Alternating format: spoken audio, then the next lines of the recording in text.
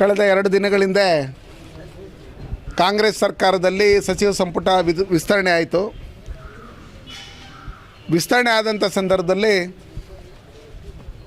ಸುಮಾರು ಜನ ಬಟ್ಟೆಗಳು ಹೊಲಿಸ್ಕೊಂಡಿದ್ರು 2 ಜಿಲ್ಲೆಯಿಂದ. 2 ದಿನಕ್ಕೆ ಮೊದಲೇ ಸೋಷಿಯಲ್ ಮೀಡಿಯಲ್ಲೂ ಹಾಕ್ಬಿಟ್ಟಿದ್ರು ನಾನೇ ಸಚಿವನಾಗ್ತೀನಿ ಅಂತ. ಕೆಲವರು ಸಚಿವ ಸಂಪುಟದಲ್ಲಿ ಏನೇನು ಸಚಿವ ಸ್ಥಾನ ಸಿಗುತ್ತೆ ಅಂತಲೂ ಹೇಳ್ಕೊಂಬಿಟ್ಟಿದ್ರು ಬೇರೆ ಬೇರೆ ಕಡೆ. ತದನಂತರ ಕೆಲವ್ರಿಗೆ ನಿರಾಶೆ ಆಗಿದೆ. ಕೆಲವರಂತೂ ಕೇಳಲೇ ಇಲ್ಲ, ಕೆಲವ್ರಿಗಂತೂ ನಿರಾಶೆ ಆಗಿದೆ. ಯಾಕಂದರೆ ಇವರು ಏನೇನು ಎತ್ತ ಅನ್ನೋ ಲೆಕ್ಕಾಚಾರದಲ್ಲಿ ಅವ್ರ ಹೈಕಮಾಂಡ್ ಗೊತ್ತಿರೋದ್ರಿಂದ ಇವ್ರು ಕೊಟ್ಟರೆ ಬಂಗಾರಪಟ್ಟೆ ಇರ್ತೈತಾ ಇಲ್ಲಾಂದರೆ ಮಾರ್ಕ್ ಅಂತಾರ, ಈ ಥರ ಎಲ್ಲ ಯೋಚನೆ ಮಾಡಿದ್ದಾರೆ. ಈ ಥರ ಎಲ್ಲ ಯೋಚನೆ ಮಾಡಿ ಈಗಲೇ ಇಷ್ಟೊಂದು ಕೇಸ್ಗಳಿದ್ದಾವೆ, ಈಗಲೇ ಇಷ್ಟೊಂದು ಸರ್ಕಾರಿ ಜಮೀನುಗಳು ಇನ್ನೊಂದು ಮತ್ತೊಂದು ಒತ್ತುವರಿ ಮಾಡ್ಕೊಂಡಿದ್ದಾರೆ. ಈಗಲೇ ತಾಲೂಕುಗಳಲ್ಲಿ ಕೆಲವು ಕಾಂಗ್ರೆಸ್ ಶಾಸಕರುಗಳ ಮೇಲೆ ಭೂ ಕಬಳಿಕೆ ಇನ್ನೊಂದು ಮತ್ತೊಂದು ಅಕ್ರಮ ದಾಖಲೆಗಳನ್ನು ಸೃಷ್ಟಿ ಮಾಡಿರ್ತಕ್ಕಂಥದ್ದು ಇದೆಲ್ಲ ಇರ್ತಕ್ಕಂಥ ಸಂದರ್ಭದಲ್ಲಿ ಅವರೆಲ್ಲ ಕ್ಲೀನ್ ಶೀಟ್ ತಗೊಂಬಂದಿದ್ದಾದಮೇಲೆ ಮಾಡ್ತಾರೇನೋ ಅನ್ನೋ ಲೆಕ್ಕಾಚಾರದಲ್ಲಿ ನಾವು ಅಂದ್ಕೊಂಡಿದ್ದೀರಿ. ಆದರೂ ನಮ್ಮಲ್ಲಿ ಕೆಲವರು ಒಳ್ಳೆಯವರು ಇದ್ದರು. ನಮ್ಮ ತಾಲೂಕಿಗೆ ನಮ್ಮ ಜಿಲ್ಲೆಗೆ ಪ್ರಾಮುಖ್ಯತೆ ಕೊಡಬೇಕಾಗಿತ್ತು. ಈ ಪ್ರಾಮುಖ್ಯತೆನೆಲ್ಲ ಒಬ್ಬರೇ ಅದನ್ನೆಲ್ಲ ಕಸ್ಕೊಂಡ್ರು ಅನ್ನೋ ಲೆಕ್ಕಾಚಾರದಲ್ಲಿ ಕೆಲವರು ಇವರೆಲ್ಲ ಹೇಳ್ತಾ ಇದ್ದಾರೆ.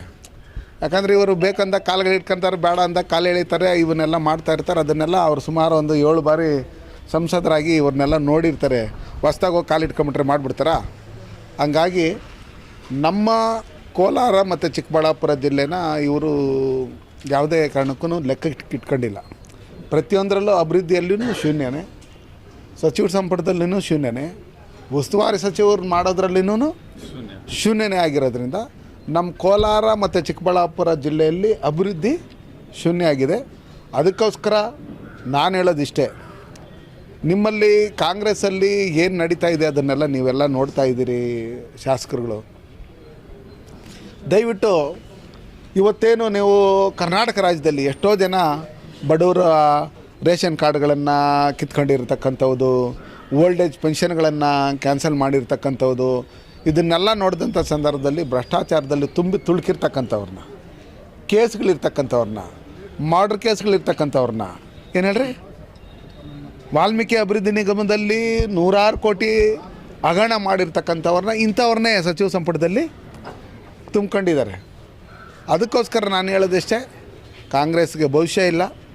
ಮುಂದಿನ ದಿನಗಳಲ್ಲಿ ಕರ್ನಾಟಕ ರಾಜ್ಯದಲ್ಲಿ ಭಾರತೀಯ ಜನತಾ ಪಾರ್ಟಿ ಅಧಿಕಾರಕ್ಕೆ ಬರುತ್ತೆ. ಆ ನಿಟ್ಟಿನಲ್ಲಿ ಈಗಿರ್ತಕ್ಕಂಥ ಏನು ಶಾಸಕರುಗಳಿದ್ದಾರೆ, ಈಗಲಾದ್ರೂ ಜನಪರವಾದಂಥ ಕೆಲಸ. ಹೈಕಮಾಂಡ್ಗೆ ನಿಮ್ಮ ಮೇಲೆ ನಂಬಿಕೆ ಇಲ್ಲ, ಜನಗಳ ಮೇಲೇ ನೀವು ನಂಬಿಕೆ ಇಡಬೇಕು. ಓಟ್ ಹಾಕಿರೋಂಥ ಜನಕ್ಕೆ ನ್ಯಾಯ ಕೊಡೋಂಥ ಕೆಲಸನ ನಾವು ಎಲ್ಲರೂ ಸೇರಿ ಮಾಡಬೇಕು.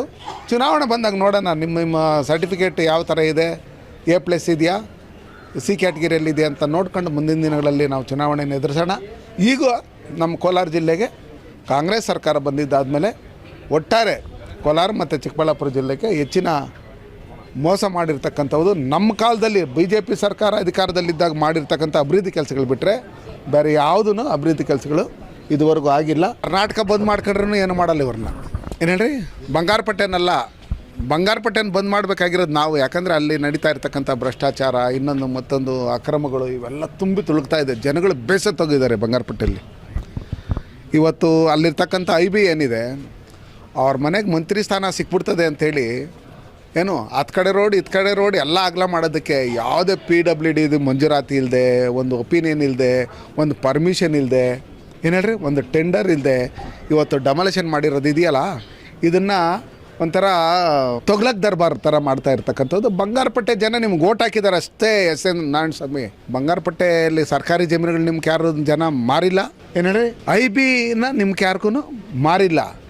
ನೀವು ಅಭಿವೃದ್ಧಿ ಕೆಲಸಗಳು ಮಾಡೋಂಥ ಸಂದರ್ಭದಲ್ಲಿ ಸರ್ಕಾರದಿಂದ ಕಾನೂನು ರೀತಿಯಲ್ಲಿ ಯಾವ ರೀತಿ ಮಾಡಬೇಕು, ಪರ್ಮಿಷನ್ ತಗೊಂಡು ಒಂದು ಹಳೆ ಬಿಲ್ಡಿಂಗ್ ಬಿದ್ದೋತೈತೆ ಅನ್ನೋ ಲೆಕ್ಕಾಚಾರದಲ್ಲಿ ಬಂದಾಗ, ಸ್ಕೂಲ್ ಬಿಲ್ಡಿಂಗ್ ಅಂದರೆ ಅದನ್ನು ಡೆಮಾಲಿಷನ್ ಮಾಡೋಕ್ಕೆ ತಿಂಗಳುಗಳಾಗುತ್ತೆ.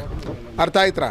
ಇವತ್ತು ಇವರು SN ಸಿಟಿಯಲ್ಲಿ ಮತ್ತು ಗಾಲ್ಫಲ್ಲಿ ಬೇರೆ ಬೇರೆ ಕಡೆ ರೆಸಾರ್ಟಲ್ಲಿ ಹೋಟ್ಲುಗಳು, ಬಿರಿಯಾನಿ ಅಂಗಡಿಗಳು ಓಪನ್ ಮಾಡ್ಕೊಂಡು ಇವತ್ತು ರಸ್ತೆಯಲ್ಲಿರ್ತಕ್ಕಂಥ ಎಲ್ಲ ಅಂಗಡಿಗಳನ್ನು, ಹೋಟ್ಲುಗಳನ್ನು ತೆರವುಗೊಳಿಸೋಂಥ ಕೆಲಸಗಳನ್ನು ನೀವು ಮಾಡ್ತಾಯಿದ್ದೀರಿ. ಅದಕ್ಕೋಸ್ಕರ ನಿಮ್ಮ ಪಾಪದ ಕೊಡ ತುಂಬೋಗಿದೆ. ಮುಂದೆ ಮುಸ್ಲಿಂ ಪಂಡುಗ